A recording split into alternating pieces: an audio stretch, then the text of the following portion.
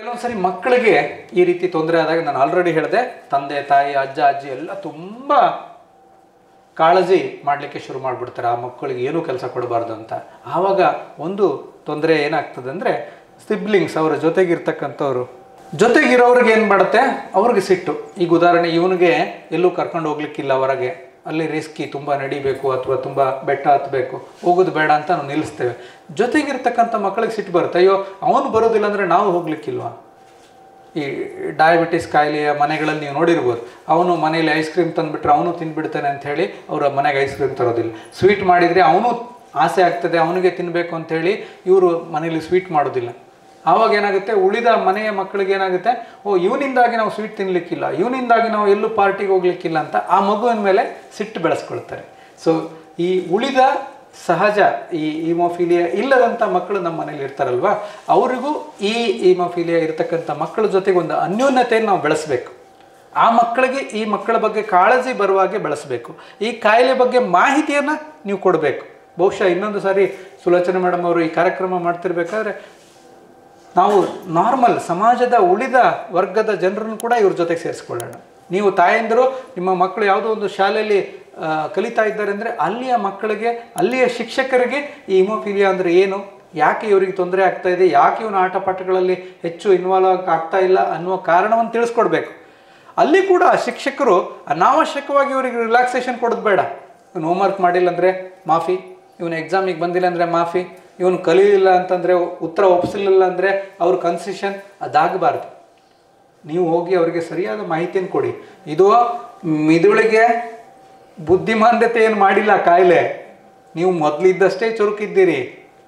ನಿಮಗೆ ಓದಲಿಕ್ಕೆ, ಏಕಾಗ್ರತೆಗೆ, ಶ್ರದ್ಧೆಗೆ ಈ ಕಾಯಿಲೆ ಅಡ್ಡ ಬರುವುದಿಲ್ಲ ಅಲ್ವಾ. ಅವರು ಹಾಡಲ್ಲಿ ಹೇಳಿದರು, ಇದು ಕುಸುಮ ರೋಗ, ಇದು ಸಾವಲ್ಲ, ಯಾಕೆ ಹೆದರ್ತೀರಿ ಅಲ್ವಾ. ಸೊ ನಾನು ಅನಾವಶ್ಯಕವಾಗಿ ಈ ಕಾಯಿಲೆಯನ್ನು ನೆಪವನ್ನಾಗಿ ಮಾಡ್ಕೊಳ್ಬಾರ್ದು. ಕಾಯಿಲೆಯನ್ನು ಯಾಕೆ ನಾವು ಬೈದು ಸುಮ್ಮನೆ, ಅದು ನನ್ನ ಓದಿಗೆ ವಿದ್ಯಾಭ್ಯಾಸಕ್ಕೆ ಅಡ್ಡಿ ತರೋದಿಲ್ಲ. ಹಾಗಾಗಿ ನಾನು ವಿದ್ಯಾರ್ಥಿಯಾಗಿದ್ದಾಗ ನನ್ನ ಎಲ್ಲ ಜವಾಬ್ದಾರಿಗಳನ್ನು ನಾನು ಮಾಡ್ತೇನೆ. ನಾನು ಯಾವುದಾದ್ರೂ ಕೆಲಸ ಮಾಡ್ತಾ ಇದ್ದರೆ ಆ ಕೆಲಸದಲ್ಲಿ ನನಗೆ ಹಿಮೋಫಿಲಿಯಾ ಇದೆ ಅನ್ನೋ ಕಾರಣಕ್ಕೆ ಯಾವ ಕನ್ಸೆಷನ್ ನಂಗೆ ಬೇಡ, ಶ್ರದ್ಧೆಯಿಂದ ಮಾಡೋಣ. ಸೊ ಆಗ ನಾನು ಓದ್ತಾ ಇರ್ತಕ್ಕಂಥ ಶಾಲೆಯಲ್ಲಿ ನನ್ನನ್ನು ಗುರುತಿಸ್ತಾರೆ, ನಾನು ಕೆಲಸ ಮಾಡ್ತಾ ಇರ್ತಕ್ಕಂಥ ಜಾಗದಲ್ಲಿ ನನ್ನನ್ನು ಎಲ್ಲರೂ ಗುರುತಿಸ್ತಾರೆ, ನಮ್ಮನ್ನು ಉದಾಹರಣೆಯಾಗಿ ಕೊಡ್ತಾರೆ, ಮಾಡಿದರೆ ಅವ್ರ ಥರ ಇರಬೇಕು ಅಂತೇಳಿ. ಸೊ ಸಿಬ್ಲಿಂಗ್ಸ್ ಬಗ್ಗೆ ಹೇಳಿದೆ. ಮತ್ತು ನಿಮ್ಮ ಬಗ್ಗೆ ನೀವು ಬೇಸರ ಮಾಡ್ಕೊಳ್ಳೋಂಥದ್ದು, ಅಯ್ಯೋ ನಾನೇನೋ ತಪ್ಪು ಮಾಡಿದ್ನೇನೋ, ನಾನೇನೋ ಕೆಟ್ಟ ಕೆಲಸ ಮಾಡಿದ್ನೇನೋ, ನಾನೇನೋ ಹಿಂದಿನ ಜನದಲ್ಲಿ ಪಾಪ ಮಾಡಿದ್ನೇನೋ, ಅದಕ್ಕೋಸ್ಕರ ನನಗೆ ಇಂಥ ಶಿಕ್ಷೆ, ಇದು ಯಾವುದೂ ಅಲ್ಲ, ಯಾವುದೂ ಅಲ್ಲ. ಇದೊಂದು ಕಾಯಿಲೆ, ಆ ಕಾಯಿಲೆಗೆ ಚಿಕಿತ್ಸೆ ಇದೆ. ಕಾಯಿಲೆ ಯಾರಿಗೂ ಬರ್ಬೋದಿತ್ತು, ಯಾರಿಗಾದರೂ ಬರ್ಬೋದು, ತೊಂದರೆ ಇಲ್ಲ. ಅದು ನನ್ನ ಕೈಯಲ್ಲಿಂದ, ಇದು ವಂಶವಾಹಿನಿಗಳಿಂದ ಬರುವಂಥ ಸಮಸ್ಯೆ. ಹಾಗಾಗಿ ನನ್ನ ಮೇಲೂ ಬೇಸರ ಬೇಡ, ಯಾರ ಮೇಲೂ ಕೂಡ ಸಿಟ್ಟು ಬೇಡ. ಇದನ್ನು ನಾವು ತಿಳ್ಕೊಳ್ಬೇಕು. ಮೊದಲು ಭಯದಿಂದ ಹೊರಗೆ ಬರಬೇಕು. ನಮಗೆ ಮುಂದಿನ ಭವಿಷ್ಯದ ಬಗ್ಗೆ ಯಾವುದೇ ಭಯ ಆತಂಕ ಬೇಡ ಅಂತ ತಂದೆ ತಾಯಿಗಳಿಗೆ ಕೂಡ ನಾನು ಆಲ್ರೆಡಿ ಹೇಳಿದ್ದೇನೆ. ಏನಂದರೆ, ನಿಮ್ಮ ಮಕ್ಕಳು ಇನ್ನು ಮೇಲೆ ಸಾಧ್ಯವಾದಷ್ಟು ಭಯಮುಕ್ತರಾಗಿರಲಿಕ್ಕೆ ಅವರಿಗೆ ಪ್ರಯತ್ನ ಮಾಡಿ. ಒಂದು ವೇಳೆ ನಿಮ್ಮಲ್ಲೂ ತಂದೆ ತಾಯಿಗಳಲ್ಲೂ ಭಯ ಇದೆ, ಆತಂಕ ಇದೆ ಅಂದರೆ ಒಂದಷ್ಟು ಯೋಗ, ಪ್ರಾಣಾಯಾಮ, ರಿಲ್ಯಾಕ್ಸೇಷನ್ ಎಕ್ಸಸೈಸಸ್ಸು ಮಾಡಿ. ಅಯ್ಯೋ ಮಗುವಿನ ಜೊತೆಗೆ ನಮ್ಮ ದಿನ ಶುರುವಾಗುತ್ತೆ, ಮಗುವಿನ ಜೊತೆಗೆ ನಮ್ಮ ದಿನ ಮುಗಿಯುತ್ತೆ, ನಾನು ಮೊದಲು ಹಾಡು ಹೇಳ್ತಾ ಇದ್ದೆ, ಈಗ ನಿಲ್ಲಿಸಿದ್ದೇನೆ, ನಾನು ಡ್ರಾಯಿಂಗ್ ಮಾಡ್ತಾ ಇದ್ದೆ, ರಂಗೋಲಿ ಹಾಕ್ತಾ ಇದ್ದೆ, ನಾನು ಟೀಚರ್ ಕೆಲಸ ಮಾಡ್ತಾ ಇದ್ದೆ, ನಾನು ಸ್ಪೋರ್ಟ್ಸ್ ಪರ್ಸನ್ನು, ಈಗ ಎಲ್ಲೂ ಹೋಗ್ತಾ ಇಲ್ಲ. ಇಂಥ ತಪ್ಪು ಮಾಡಬೇಡಿ. ನಿಮ್ಮ ಬದುಕನ್ನು ನಾರ್ಮಲ್ ಆಗಿ ಬದುಕಿ. ಯಾಕೆ ಅಂದರೆ ನಾವು ಖುಷಿಯಾಗಿದ್ದರೆ ಮಾತ್ರ ಮಕ್ಕಳ ಕಾಳಜಿ ಮಾಡಲಿಕ್ಕಾಗ್ತದೆ. ಕೆಲವೊಂದು ಸರಿ ನಮ್ಮಲ್ಲಿ ಈ ಮಕ್ಕಳ ಕಾಳಜಿ ಮಾಡ್ತಾ ಮಾಡ್ತಾ ನಾವು ತಾಳ್ಮೆ ಕಳ್ಕೊಂಡಾಗ, ನಿನ್ನಿಂದಾಗಿ ನಾನು ಎಲ್ಲೂ ಹೋಗಲಿಕ್ಕಿಲ್ಲ, ನಿನ್ನಿಂದಾಗಿ ನಾನು ಕೆಲಸ ಬಿಟ್ಟೆ, ನಿನ್ನಿಂದಾಗಿ ನಾನು ಆಟ ಆಡೋದನ್ನು ಬಿಟ್ಟೆ, ನಿನ್ನಿಂದಾಗಿ ನಾನು ಎಲ್ಲೂ ಪ್ರವಾಸಕ್ಕೆ ಹೋಗೋದಿಲ್ಲ ಅಂಥೇಳಿ ಆ ಮಕ್ಕಳ ಮೇಲೆ ನಾವು ಒತ್ತಡ ಹೇರಲಿಕ್ಕೆ ಶುರು ಮಾಡ್ತೇವೆ. ಅದಾಗೋದು ಬೇಡ. You take breaks. ನೀವು ರಿಲ್ಯಾಕ್ಸೇಷನ್ ತೆಗೆದುಕೊಳ್ಳಿ, ಬ್ರೇಕ್ ತಕ್ಕೊಳ್ಳಿ. ಮನೆಯ ಇನ್ನೊಬ್ಬರು ಸದಸ್ಯರು ಮಗುವನ್ನು ನೋಡ್ಕೊಳ್ಳುವಾಗ ನೀವು ನಿಮ್ಮ ಸ್ನೇಹಿತರ ಜೊತೆಗೆ ಹೋಗಿ ಭೇಟಿ ಮಾಡಿ ಬನ್ನಿ, ಸ್ನೇಹಿತರ ಮನೆಗಳಿಗೆ ಹೋಗಿ ಬನ್ನಿ. ಯೋಗ, ಪ್ರಾಣಾಯಾಮದಂತಹ ರಿಲ್ಯಾಕ್ಸೇಷನ್ ಎಕ್ಸಸೈಸಸ್ನ ಪ್ರಾಕ್ಟೀಸ್ ಮಾಡಿ, ಪುಸ್ತಕಗಳನ್ನು ಓದಿ, ಈ ಕಾಯಿಲೆ ಬಗ್ಗೆ ಹೆಚ್ಚಿನ ಮಾಹಿತಿಯನ್ನು ನೀವು ತಿಳಿದುಕೊಳ್ಳಿ. ಇದನ್ನು ಮಾಡೋದ್ರ ಮೂಲಕ ನೀವು ನಿಮ್ಮದೇ ಸಹಾಯವನ್ನು ನೀವು ಮಾಡಿಕೊಳ್ಬೋದು, ಜೊತೆಗೆ ನಿಮ್ಮ ಮಕ್ಕಳ ಸಹಾಯವನ್ನು ಕೂಡ ಇನ್ನೂ ಹೆಚ್ಚಾಗಿ ನೀವು ಮಾಡಬಹುದು. ಈ ಮೂಲಕ ನಮ್ಮ ಮಕ್ಕಳಲ್ಲಿ ಒಂದು ಆತ್ಮಾಭಿಮಾನವನ್ನು, ಸೆಲ್ಫ್ ಎಸ್ಟೀಮನ್ನು ನಾವು ಬೆಳೆಸಬೇಕು. ಅವನು ಇಷ್ಟು ದಿನ ನಾಚಿಕೆಯಿಂದ ಎಲ್ಲೂ ಹೊರಗೆ ಹೋಗ್ಲಿಕ್ಕಿಲ್ಲ, ಸ್ನೇಹಿತರೊಟ್ಟಿಗೆ ಬೆರೀಲಿಕ್ಕಿಲ್ಲ, ಆಟ ಆಡಲಿಕ್ಕಿಲ್ಲ ಅನ್ನುವ ನಾಚಿಕೆಯನ್ನು ಮೀರಿ ಅವನು ಎಲ್ಲರ ಜೊತೆಗೆ ಬೆರಿಬೋದು. Let him speak openly. ನೀನು ಯಾಕೆ ಆಟ ಆಡೋಕ್ಕೆ ಬರ್ತೀನಿ? ಇಲ್ಲ, ನಾನು ಬರೋಕ್ಕಾಗಲ್ಲ, ಯಾಕಂದರೆ ನಾನು ಬಿದ್ದರೆ ನನಗೆ ಗಾಯ ಆದರೆ ಅದು ಬೇಗ ರಕ್ತಸ್ರಾವ ನಿಲ್ಲುವುದಿಲ್ಲ. This is my problem. ನೀವು ಆಟ ಆಡ್ಕೊಳ್ಳಿ, ನಾನು ಇಲ್ಲಿ ಕೂತ್ಕೊಂಡು ನಿಮಗೆ ಚೇರ್ ಮಾಡ್ತೇನೆ. ನಾನು ಆಟ ಆಡಲಿಕ್ಕಿಲ್ಲ ಅಂದ ತಕ್ಷಣ ನಾನು ಗ್ರೌಂಡ್ಗೆ ಹೋಗಬಾರ್ದು ಅಂತಿಲ್ಲ ಅಲ್ಲ. ನಾನು ಸ್ನೇಹಿತರ ಜೊತೆಗೆ ಬೆರಿಬೋದು, ಅಲ್ಲಿ ಕೂತ್ಕೊಂಡು ತಮಾಷೆ ಮಾಡ್ಬೋದು, ಅವರಿಗೆ ಕ್ಲಾಪ್ ಹಾಕ್ಬೋದು, ಕೆಲವೊಂದು ಕೂತ್ಕೊಂಡು ಮಾಡುವಂಥ ಜವಾಬ್ದಾರಿಗಳನ್ನು ನಾವು ಮಾಡ್ಬೋದು. ಆಯಿತು, ನಾನು ಅಂಪೈರ್ ಆಗಿರ್ತೇನೆ, ನೀವು ಆಟ ಆಡಿ ಅಂಥೇಳಿ ನಮ್ಮ ಕಾಳಜಿ ನಾವು ಮಾಡ್ಕೋಬೇಕಷ್ಟೇ. ಬಾಲ್ ಬಂದು ನನಗೆ ಜೋರಾಗಿ ಹೊಡಿದಂಥ ಸ್ಥಳದಲ್ಲಿ ಕೂತ್ಕೊಂಡು ನಾನು ಅಂಪೈರಿಂಗ್ ಮಾಡ್ಬೋದು, ನಾನು ಸ್ಕೋರ್ ಬೋರ್ಡನ್ನು ಮ್ಯಾನೇಜ್ ಮಾಡ್ಬೋದು ಅಲ್ವಾ. ಸೊ ಆ ರೀತಿ ನಿತ್ಯ ಚಟುವಟಿಕೆಗಳಲ್ಲಿ ನಾವು ಸೇರಿಕೊಳ್ಬೇಕು. ನಮ್ಮ ಕಾಯಿಲೆ ಬಗ್ಗೆ ಮುಚ್ಚುಮರೆ ಮಾಡಬೇಕಾಗಿಲ್ಲ. ಸೊ ಕಾಯಿಲೆ ಇದ್ದ ಕಾರಣಕ್ಕೋಸ್ಕರ ನಮ್ಮ ಬದುಕು ಅಲ್ಲಿಗೆ ಮುಗಿದು ಹೋಗೋದಿಲ್ಲ. ನಮ್ಮ ಬದುಕಿನ ಸಾಧನೆಗೆ ಯಾವತ್ತೂ ಈ ಕಾಯಿಲೆ ಅಡ್ಡಿ ಬರುವುದಿಲ್ಲ. ಇದನ್ನು ನಾವು ತಿಳ್ಕೋಬೇಕು. ನಾನು ಈಗಾಗಲೇ ಹೇಳಿದೆ, ಹಲವಾರು ಜನ ಸಾಧಕರು ನಮ್ಮ ಮಧ್ಯೆ ಇದ್ದಾರೆ. ಇನ್ನು ಮುದ್ದೆ ನಿಮಗೆ ಇವರೆಲ್ಲ ಪರಿಚಯ ಮಾಡಿಕೊಡ್ಬೇಕು ನಾವು.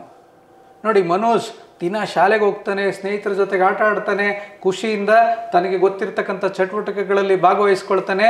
ಅವನಿಗೆ ಯಾವುದೇ ರೀತಿ ತೊಂದರೆಗಳು ಅಡ್ಡಿ ಬರದಾಗೆ ಅವನು ನೋಡ್ಕೊಳ್ತಾನೆ. ಸಣ್ಣ ಪುಟ್ಟ ಗಾಯ ಆದರೆ ಹೋಗಿ ಫಿಸಿಯೋಥೆರಪಿ ಮಾಡ್ಕೊಳ್ತಾನೆ, ಹಾಡು ಹೇಳ್ತಾನೆ, ಕುಣಿತಾನೆ ಅಲ್ವಾ. ಸೊ ಈ ರೀತಿ ನಿಮ್ಮ ಬದುಕು ಯಾವ ತೊಂದರೆಗಳಿಗೂ ಹೆದರಬೇಕಾಗಿಲ್ಲ ಅಂತ. ಮನೋಜ್ ನೀನೇನಾಗ್ತೀಯ ಅಂತ ಕೇಳಿದರೆ ಅವನು ನಾನು ಸೈಂಟಿಸ್ಟ್ ಇಲ್ಲ ಡಾಕ್ಟರ್ ಆಗ್ತೇನೆ ಅಂತ ಅಂದ್ಕೊಳ್ತಾನೆ. ಎಲ್ಲಿ ಅಡ್ಡ ಬಂತು ನಮಗೆ ಕಾಯಿಲೆ? ಎಲ್ಲಿ ಅಡ್ಡ ಬಂತು? ಏನೂ ಅಡ್ಡ ಬರಲಿಲ್ಲ. ಡಾಕ್ಟರ್ ರಮನ್ ಖನ್ನಾ ಅಂಥೇಳಿ ಅವರು ಈ ಕಾಯಿಲೆಯಿಂದ ಬಳಲ್ತಾ ಇದ್ದರೂ ಕೂಡ ಇವತ್ತು ಎಷ್ಟೋ ಜನ ಹಿಮೋಫೀಲಿಯಾ ರೋಗಿಗಳಿಗೆ ಸಹಾಯ ಮಾಡುವಂಥ ವೈದ್ಯರು ಅವರಾಗಿದ್ದಾರೆ. ಈ ಹಿಮೋಫೀಲಿಯಾ ಕಾಯಿಲೆ ಆಯಿತು, ಒಳಗಡೆ ಬ್ಲೀಡಿಂಗ್ ಆಯಿತು ಅಂದಾಗ ಅದಕ್ಕೆ ತುಂಬ ಕ್ಲಿಷ್ಟಕರವಾದಂತಹ ಸರ್ಜರಿಗಳನ್ನು ಮಾಡಬೇಕಾಗುತ್ತೆ, ಆಪರೇಷನ್ಗಳನ್ನು ಮಾಡಬೇಕಾಗುತ್ತೆ. ಎಲ್ಲ ವೈದ್ಯರಿಗೂ ಈ ಕೆಲಸವನ್ನು ಮಾಡಲಿಕ್ಕೆ ಆಗೋದಿಲ್ಲ. ಅದಕ್ಕೆ ನುರಿತ ತಜ್ಞರು ಬೇಕಾಗ್ತಾರೆ. ಅಂತಹ ಒಬ್ಬ ವೈದ್ಯ ಡಾಕ್ಟರ್ ರಮನ್ ಖನ್ನಾ ಅಂಥೇಳಿ. ನಾನು ಈಗಾಗಲೇ 2 ಬಾರಿ ಪ್ರಸ್ತಾಪ ಮಾಡಿದೆ. ಡಾಕ್ಟರ್ ಸುರೇಶ್ ಹನಗವಾಡಿ ಅಂಥೇಳಿ ಇವಾಗ ದಾವಣಗೆರೆಯ ಹಿಮೋಫೀಲಿಯಾ ಸೊಸೈಟಿಯಲ್ಲಿ ಅವರು ಕೆಲಸ ಮಾಡ್ತಾ ಇದ್ದಾರೆ.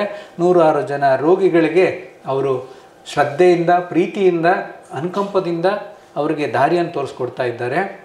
ಇದರ ಬಗ್ಗೆ ಪುಸ್ತಕಗಳನ್ನು ಕೂಡ ಬರೆದಿದ್ದಾರೆ. ನಾನು ನಿಮ್ಮಲ್ಲಿ ಕೂಡ ಹೇಳ್ತೇನೆ, ನಿಮ್ಮಲ್ಲಿ ಏನೋ ಒಂದು ಕಲೆ ಇರ್ತದೆ, ಅದನ್ನು ಕಂಡುಕೊಳ್ಳಿ. ನೀವು ಹಾಡು ಹೇಳ್ತೀರಾ, ಡ್ರಾಯಿಂಗ್ ಮಾಡ್ತೀರಾ, ಕ್ರಾಫ್ಟ್ ಮಾಡ್ತೀರಾ, ಯಾವುದೋ ಒಂದು ಕಲೆ ನಿಮ್ಮಲ್ಲಿ ಇರ್ತದೆ, ಅದನ್ನು ನೀವು ಬೆಳೆಸಬೇಕು. ಹಲವಾರು ಜನ ಪ್ರಸಿದ್ಧಿಯನ್ನು ಪಡೆದಿರ್ತಕ್ಕಂಥ ವ್ಯಕ್ತಿಗಳು, ರಿಚರ್ಡ್ ಬರ್ಟನ್ ಅನ್ನುವ ಸಿನಿಮಾ ನಿರ್ದೇಶಕ ಇರ್ಬೋದು, ಅಥವಾ ಅಬ್ರಹಂ ಲಿಂಕನ್ ಅನ್ನುವ ಜಗತ್ತು ಕಂಡಂತಹ ಅಮೇರಿಕದ ಅಧ್ಯಕ್ಷ, ಸಾಕಷ್ಟು ಹೆಸರು ರಾಜತಾಂತ್ರಿಕ ವಿಚಾರದಲ್ಲಿ ಹೆಸರು ಮಾಡಿರ್ತಕ್ಕಂತಹ ಅಬ್ರಹಂ ಲಿಂಕನ್ ಇರ್ಬೋದು, ಅಥವಾ ಕ್ವೀನ್ ವಿಕ್ಟೋರಿಯಾ, ಇಂತಹ ಹಲವಾರು ಜನ ವ್ಯಕ್ತಿಗಳು ಈ ಹಿಮೋಫೀಲಿಯಾ ಕಾಯಿಲೆ ಇದ್ದು ಅವರ ಹೆಸರು ಮಾಡಲಿಕ್ಕೆ, ಪ್ರಸಿದ್ಧಿಯನ್ನು ಪಡೀಲಿಕ್ಕೆ ಯಾವುದೇ ರೀತಿ ಅಡ್ಡಿ ಆತಂಕಗಳು ಬರದ ಹಾಗೆ ನೋಡಿಕೊಂಡಂತಹ ಉದಾಹರಣೆಗಳು ನಮ್ಮ ಎದುರಲ್ಲಿದೆ. ಮುಂದಿನ ದಿನಗಳು, ಮುಂದಿನ ವರ್ಷಗಳು ಈ ಸ್ಲೈಡ್ಸು ಸಂಖ್ಯೆ ಜಾಸ್ತಿ ಆಗಬೇಕು. ಹಿಮೋಫೀಲಿಯಾ ಕಾಯಿಲೆ ಇದ್ದು ಸಾಧನೆ ಇರ್ತಕ್ಕಂತಹ ವ್ಯಕ್ತಿಗಳ ಫೋಟೋಗಳನ್ನು ನಾವು ಹಾಕುವಾಗ ಇಲ್ಲಿ ನೀವೆಲ್ಲ ಏನಿದ್ದೀರಿ ನಿಮ್ಮ ಫೋಟೋಗಳು ಅದರಲ್ಲಿ ಹೆಚ್ಚು ಹೆಚ್ಚು ಕಾಣಬೇಕು. ಸೊ ನೀವು ನಾಳೆ ದಿನ ನೀವೇನೋ ಸಾಧನೆ ಮಾಡ್ತೀರಾ, ನೀವೊಂದು ಒಳ್ಳೆ ಡ್ರಾಯಿಂಗ್ ಮಾಡ್ತೀರಾ, ಸುಲೋಚನಾ ಮೇಡಮ್ ಕಳಿಸ್ಕೊಡಿ. ನೀವೊಂದು ಆರ್ಟಿಕಲ್ ಬರೆದಿದ್ದೀರಾ, ಮೇಡಮಿಗೆ ಕಳಿಸ್ಕೊಡಿ. ನೀವೊಂದೇನೋ ಹಾಡನ್ನು ಹೇಳಿದ್ದೀರಾ, ರೆಕಾರ್ಡ್ ಮಾಡಿ ನಮಗೆ ಕಳಿಸ್ಕೊಡಿ. ನೀವೊಂದು ಒಳ್ಳೆ ಕೋರ್ಸಿಗೆ ಜಾಯ್ನ್ ಆಗಿ ಅಲ್ಲಿ ಒಂದೇನೋ ಸಾಧನೆ ಮಾಡಿದ್ದೀರಾ, ನಮಗೆ ನಿಮ್ಮ ರಿಪೋರ್ಟನ್ನು ಕಳಿಸ್ಕೊಡಿ. ನಿಮ್ಮ ಫೋಟೋಗಳನ್ನು ನಾವು ಉಳಿದ ಕಡೆ ಕಾರ್ಯಕ್ರಮಗಳು ಮಾಡುವಾಗ ನಿಮ್ಮ ಸಾಧನೆಯನ್ನು ಚರ್ಚೆ ಮಾಡುವಂತೆ ಆಗಲಿ ಅಂತ ಹೇಳ್ತಾ, ಮತ್ತೊಮ್ಮೆ ಈ ಭಯಮುಕ್ತ ಸ್ವತಂತ್ರ ಬದುಕು ನಿಮ್ಮದಾಗಲಿ ಅಂತ ಹಾರೈಕೆಯೊಂದಿಗೆ ನನ್ನ ಮಾತುಗಳನ್ನು ಮುಗಿಸ್ತೇನೆ. ಧನ್ಯವಾದ.